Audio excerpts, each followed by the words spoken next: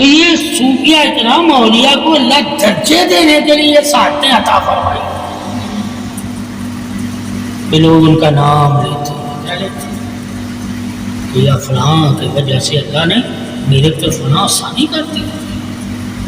یہ جو آسانی کا کہنا، یہ سمجھو اللہ نے اس بزرگ کو آسانی کا درجہ عطا فرمایا ہوا تھا، اس درجے کی بنا پہ وہ تیرا مددگار بنا. اللہ نے اسے کوئی درجہ ہی نہ دیا ہوتا وہ تیری کوئی مدد ہی نہیں کر سکتا. ٹھیک ہے، تو اللہ پھر ان کو ایسے درجے عطا فرماتا ہے. ٹھیک ہے، اب اس میں پھر درجات کا علم ہے، نفس کا علم نہیں ہے. کیا نہیں؟ نفس مدد ہی نہیں کرتا تیری. ٹھیک ہے، جب ہمیں پتا چل گیا قرآن حدیث کہتا ہے کہ کوئی کسی کا نفس کسی کا مددگار نہیں ہوتا، اور مسلمان نفسوں سے مدد نہیں مانگتے، انہیں پتا نفس کافر ہے، اور نفس سے مدد مانگنے والا سب سے بڑا جاہل ہے، اور وہ نفسوں کو خدا بھی نہیں سمجھتے. نفسوں کا ذکر ہے قرآن میں، نفسوں کا ذکر ہے. اور جو نفسوں کو خدا بنا لیتے ہیں اپنے نفسوں کو، وہی تو سب سے بڑے ظالم ہیں، سب سے بڑے. ہم انہیں ہے تم سے ہم یہ بات کرتے ہیں، کیا کرتے ہیں جی قرآن پیر. ٹھیک ہے، یہ تمہارے جیسا جس طرح اللہ نے تمہیں نفس دیا اسی طرح سے دیا، تو تم اس کی ٹھیک ہے اسے کیوں اتنا بڑا درجہ دیا ہوگا نفسی طور پہ. میں جانتا ہوں قرآن میں کیا لکھا ہوا ہے، میں ایمانی درجے کے حساب سے مجھے بتا وہ مددگار ہے یا نہیں. ایمانی درجے سے، نفسی درجے سے مددگار نہیں ہے. جس طرح ہمارا نفس ہے اسی طرح اس کا نفس ہے، جس طرح ہم انسان ہیں اسی طرح وہ انسان ہے، جس طرح ہم کھاتے پیتے ہیں اسی طرح وہ کھاتا پیتا ہے. مگر اللہ نے اسے ایمان کے نور میں درجہ کون سا دیا ہے؟ ایمانی طاقت کے حساب سے وہ طاقت میں کون سا درجہ رکھتا ہے؟ ایمانی علم کے ساتھ وہ علم میں کون سا درجہ رکھتا ہے؟ تو تم نے علم میں بھی درجے رکھنے. ٹھیک ہے، ایمانی سبوں کے ساتھ وہ کس سب کا درجہ رکھتا ہے؟ وہی درجہ تمہاری مدد کے لیے تھا، اس کا نفس تمہاری مدد نہیں. یعنی صابر ایک نفس ہے، وہ صبر جو اس کا ہے وہ تو نے اس کا اپنا لینا، وہ تیرا مددگار ہے صبر کی صورت میں، نفس کی صورت میں نہیں، ایمان کی صورت میں، نفس کی صورت میں نہیں، علم کی صورت میں، نفس کی صورت میں نہیں. ٹھیک ہے، ایمانی طاقت کی صورت میں، نفس کی صورت میں نہیں. ٹھیک ہے، جب تمہیں پتہ ہی نہیں ہے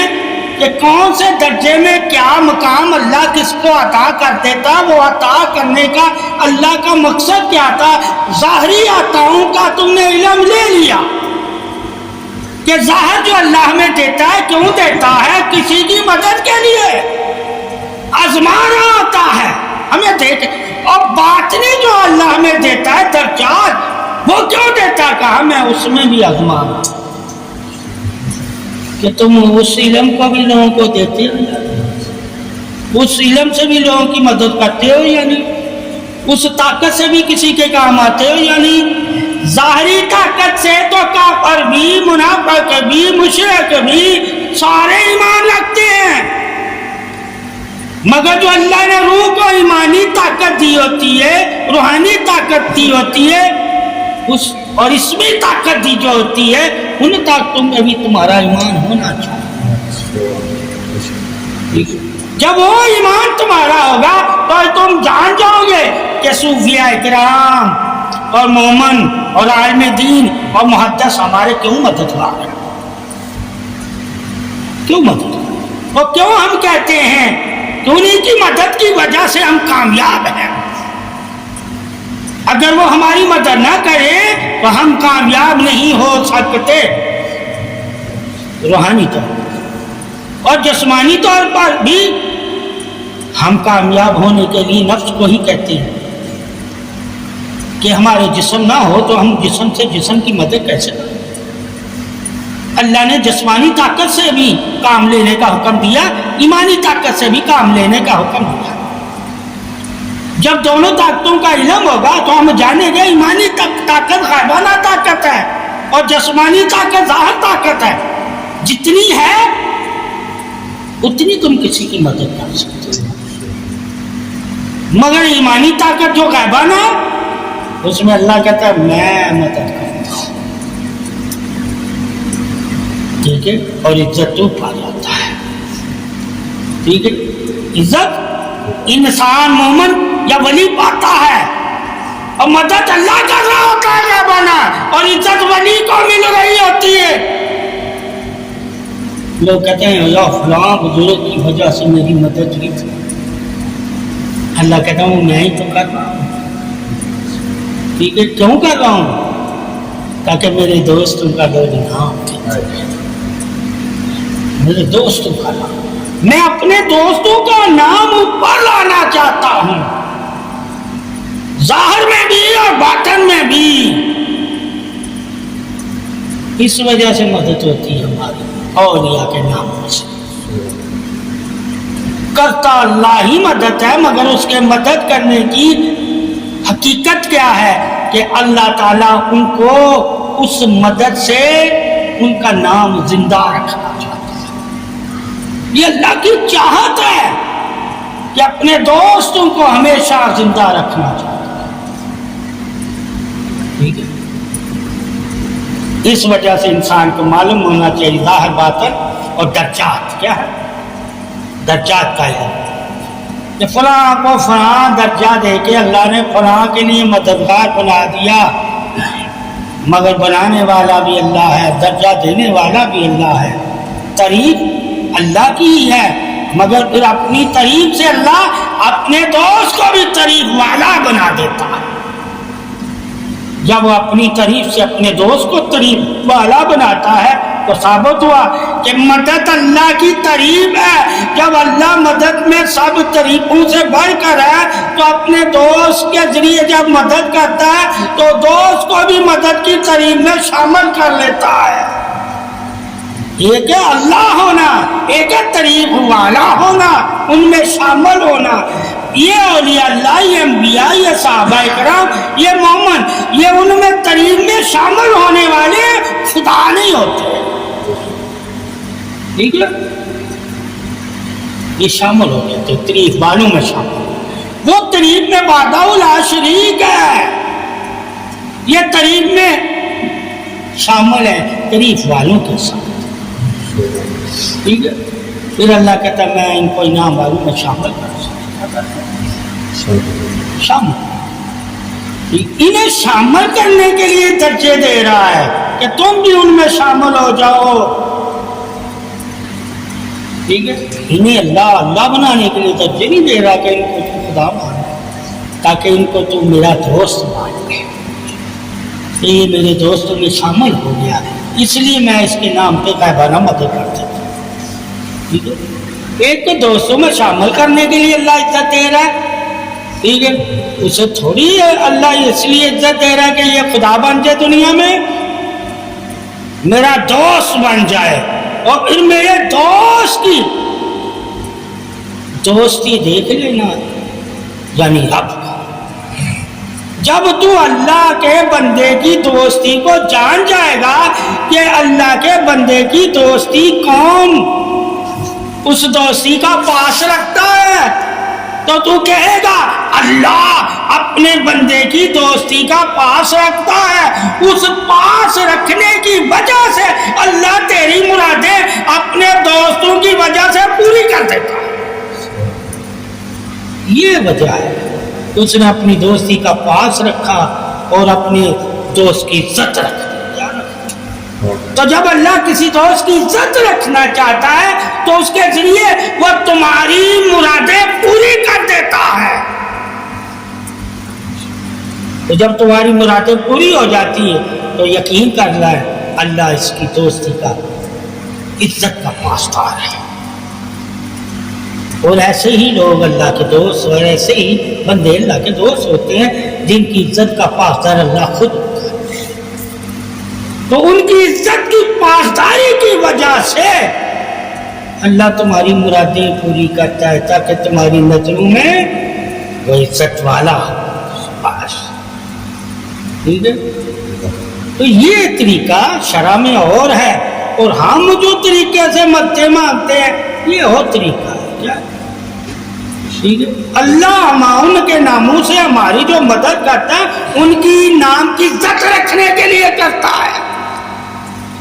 ٹھیک ہے، تاکہ ان کے ناموں کی بھی کوئی بے حرمتی نہ کرے۔ قیامت تک ادب سے ہم ان صوفیاں، ان محدث اور ان بزرگوں کا نام لیتے رہے ادب کروانے میں، نام کا بھی پھر اللہ ادب کرواتا ہے، ٹھیک ہے۔ نام کا ایک ہوتا ہے زندگی میں جسم و جان کا ادب، ایک ہے پھر نام کا بھی ادب۔ تو پھر جو جان جاتے ہیں کہ نام کا بھی ادب کرنا اللہ کو پسند ہے، ٹھیک ہے، تو پھر وہ ادب میں نام کا احترام کرتے ہیں، اس نام کو بے حرمتی نہیں ہونے دیتے، اس نام کی بے حرمتی نہیں ہونے دیتے، جس نام سے ان کو پتہ چل جاتا ہے کہ اللہ کا یہ دوست ہے، تو اللہ کے دوست کے نام کی بھی بے حرمتی اللہ کو پسند ہے، ٹھیک ہے۔ تو جو پھر اللہ کا محبوب ہے اس کے نام کی عظمت کیا ہے وہ تو سب کو ٹھیک ہے۔ اب اس کے نام نبی اکرم صلی اللہ علیہ وسلم کے نام کی بھی بے حرمتی اللہ کو پسند نہیں ہے، ٹھیک ہے۔ اس لیے آپ صلی اللہ علیہ وآلہ وسلم کے نام کے ساتھ درود پڑھنا لازم کر دیا گیا تاکہ تم جان جاؤ کہ ان کا نام ہی تمہیں رحمت دے رہا ہے، تمہیں برکت دے رہا ہے، تجھے عظمت دے رہا ہے، تو ان کی ذات کیسی ہوگی؟ نام کا یہ نہیں کہ ذات کو دیکھو گے تو درود پڑھنا، پھر ہم فرق کر جاتے ہیں کہ نہیں یار جو ذات کو دیکھ کے درود پڑھنے میں درجات ہیں وہ نام میں نہیں ہے، تو ہم نام کے ساتھ کیوں درود پڑھیں؟ اللہ نے کہا ذات کو دیکھ کے درود پڑھنا اور نام کے ساتھ درود پڑھنا دونوں تو حاضر ہے، میں نے اس کے درجے نہیں کم کیے، میں نے کیا کل نفس ذائقۃ الموت، ٹھیک ہے، بے شک اسے موت آئی ہے مگر درجہ اس کا کم نہیں، ٹھیک ہے۔ تمہارے لیے اسی طرح ادب، اسی طرح وفا، اسی طرح حکمت، اسی طرح شان، اسی طرح بلندی، اسی طرح نام، اسی طرح پاکی جس طرح صحابہ کے لیے تھا، اس میں کوئی فرق نہ کرنا۔ زندگی اور موت کے وجہ سے نبی کی نبوت کو فرق نہیں پڑا، وہ اسی طرح ہے جس طرح تھی، قیامت تک کے لیے وعدہ کیا ہے کہ تجھے میں بلندی سے بلندی عطا کروں گا اور مقام محمود پر لے جاؤں گا، ٹھیک ہے۔ یہ تو درجے ان کے روزانہ بڑھ رہے ہیں، ٹھیک ہے، اور جس کے درجے بڑھ رہے ہوں اسی کے نام سے تجھے اللہ درجے دے گا۔ تو جب ملنا ہی تجھے محمد صلی اللہ علیہ وسلم کی بدولت ہے اللہ سے، تو کیسے کہہ سکتا ہے ٹھیک ہے کہ نبی اکرم صلی اللہ علیہ وسلم کی وجہ سے نہیں اللہ دیتا ہے؟ کہا بے شک اللہ نے بھی یہی کہا میں ہی دیتا ہوں، مگر یقین کر لو جب نبی دے تمہیں تو وہ بھی میں ہی دیتا ہوں، وہ بھی میں ہی دیتا ہوں،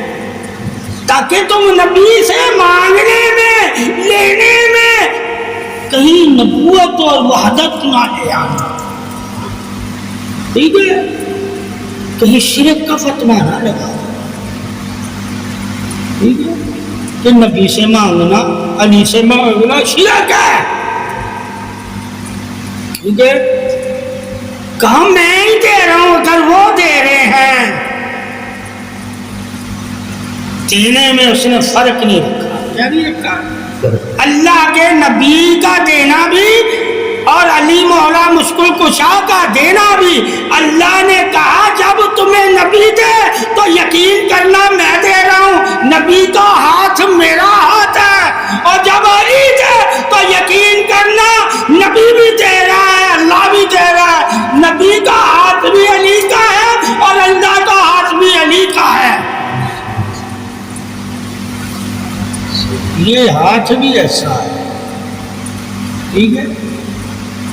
تو جب ہمیں پتا ہوگا کہ ان سے چاہے ہم ظاہر لیں یا باطن لیں اللہ کا ہی لے رہے ہیں، کسی غیر سے نہیں لے رہے، غیر سے لیں گے تو شرک ہوگا، اللہ نے انہیں غیر کہا ہی نہیں،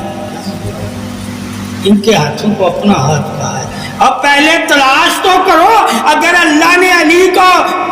اور محمد صلی اللہ علیہ وسلم کو غیر کہا ہو تو مانگنا شرک ہے، مانگنا شرک ہے، ٹھیک ہے، کہ یہ غیر اللہ ہے، کیا نہیں، یہ رسول اللہ ہے، یہ ولی اللہ ہے، یہ غیر اللہ نہیں ہے، یہ رسول اللہ ہے، اللہ کا رسول ہے، یہ ولی اللہ ہے، اللہ کا دوست ہے، پیارا ہے، محبوب ہے، تاکہ تم یقین رکھ لو، ٹھیک ہے، کہ ان کا دینا اللہ کا دینا ہے، ان کو دینا اللہ کو دینا ہے، دونوں سوچو، ٹھیک ہے، اگر تم انہیں دے رہے ہو اور ان کی مدد کر رہے ہو، اللہ کہتا ہے میری مدد کر رہے ہو، مجھے دے، اگر یہ تمہاری مدد کر رہے ہیں اللہ کہتا ہے میں مدد کروں، تو تعریفیں بھی تو جانو کہ کس طرح اللہ نے تعریفیں کی ہیں پاک ہستیوں کی، اور کس طرح اللہ نے نفس کے بارے میں بتایا ہے، پھر انسان کو پتہ چلے گا مانگنے کا، ہمیں فن نہیں آتا، ہم نے ایمانی طور پہ جس سے مانگنا ہے، ٹھیک ہے، نفسی طور پہ جس سے مانگنا ہے، دونوں میں فرق رکھنا پڑے گا، اور غیر اللہ سے مانگنا حرام کیوں کیا گیا ہے، ٹھیک ہے، حتیٰ کہ اللہ کہتا ہے غیروں کو میں ہی دیتا ہوں، مگر کیا میں پسند نہیں کرتا، وہ پسند کی وجہ سے حرام ہے، ان سے نہ لیو، تو جو ان کی پسند ہے وہ اللہ کی پسند ہے، یہ جو پسند کرتے ہیں اللہ پسند کرتا ہے، جو ان کی پسند ہے وہ اللہ کی پسند ہے، تو پھر پسند بھی دیکھ لیجیے کہ کیا تم پسند نہیں کرو گے، اللہ مدد کرنا چاہتا ہے تمہاری اپنے دوستوں کے ذریعے، تو کیا تم پسند نہیں کرو گے کہ وہ ہماری مددگار ہیں، اس لیے اللہ نے کہا، ٹھیک ہے، کہ میں جن کو پسند کرتا ہوں ان کو تمہارے لیے تمہارا مددگار بنا دیتا ہوں، اور ان سے مدد لینا تمہارے لیے لازم ہے، کسی اور سے مدد نہ کرو، ایک تھی پسند کے بات ہوتی، یہ نہیں کہا کہ وہ اللہ ہو جاتے، اللہ کے پسندیدہ بندے ہو جاتے، ٹھیک ہے، اور پھر جو اللہ کے پسندیدہ بندے ہیں ان کے بارے میں کیا ہے، جو ان کا راستہ ہے وہ اللہ کا، جو ان کا دین ہے وہ اللہ کا، جو ان کو پاس نور ہے وہ اللہ کا، جو ان کے پاس علم ہے وہ اللہ کا، جو ان کے پاس رزق ہے وہ اللہ کا، جو ان کے پاس عزت ہے وہ اللہ کی، اللہ نے پھر ایسے تعریف کی ہے تاکہ تمہیں شک نہ رہے کہ ان کے پاس جو ہے ان کا نہیں ہے، اللہ کا ہے، ان سے کر لیں گے تو اللہ خوش ہوگا، انہیں دیں گے تو اللہ خوش ہوگا، تو ہم پھر اللہ کو خوش کرنے کے لیے ان سے لیتے بھی ہیں اور ان کے نام سے دیتے بھی ہیں۔ کس کو خوش کرنے کے لیے؟ اللہ کو، تاکہ اللہ کی شان عظمت خوشی اظہار حق کو دلیل ہی ان کی مسکراہٹ ہے۔ ٹھیک ہے، اللہ کہتا ہے جب یہ میرے بندے خوش ہوتے ہیں میں خوش ہوں، اور جب یہ تم سے ناراض ہوتے ہیں میں ناراض ہو جاتا ہوں۔ ٹھیک ہے، اس وجہ سے ان کو ہم نہ ناراض ہونے دیتے ہیں اور نہ ان کی ناراضگی ہمیں پسند ہے۔ ٹھیک ہے، یہ تعریف جب انسان کرے گا اسے پتہ چلے گا کہ شرک و بدعت کہاں ہے۔ اگر تم حق کے علم سے روشناس ہو، یعنی کہ نور والے ہو گئے ہو، تو تمہیں شرک و بدعت نہیں نظر آئے گا، تمہیں اللہ کی شان قدرت عطا حق نظر آئے گی، عظمت شفاعت شان بخشش نظر آئے گی، انہی بندوں کے ہاتھ سے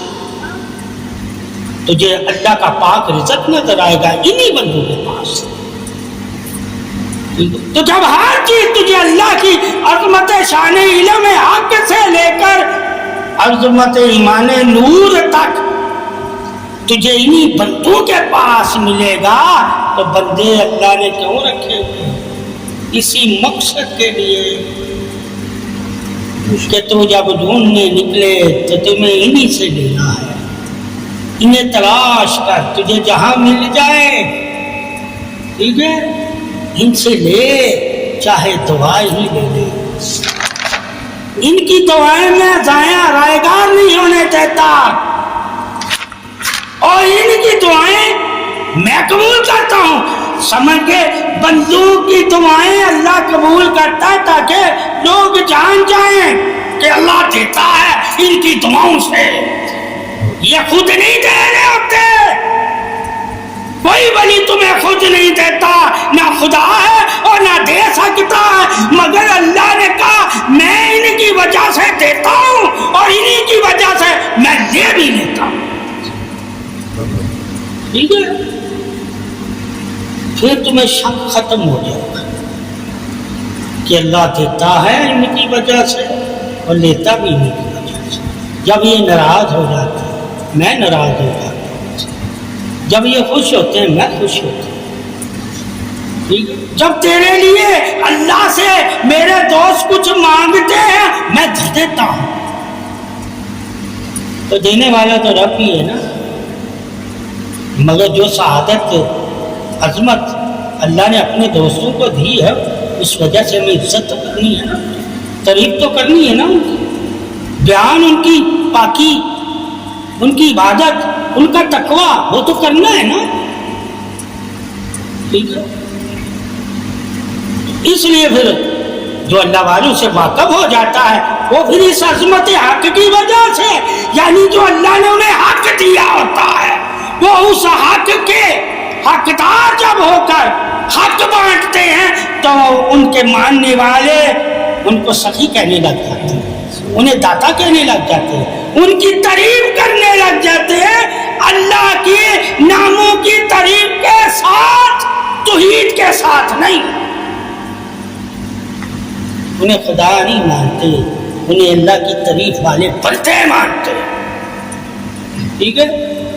کہ یہ اللہ کے دوست ہیں، تعریف والے ہیں، ایک ہے اللہ تعریف والا، ٹھیک ہے، ایک ہے اس کا دوست ہے۔ تو جب ہم جانیں کہ اللہ تعریف والا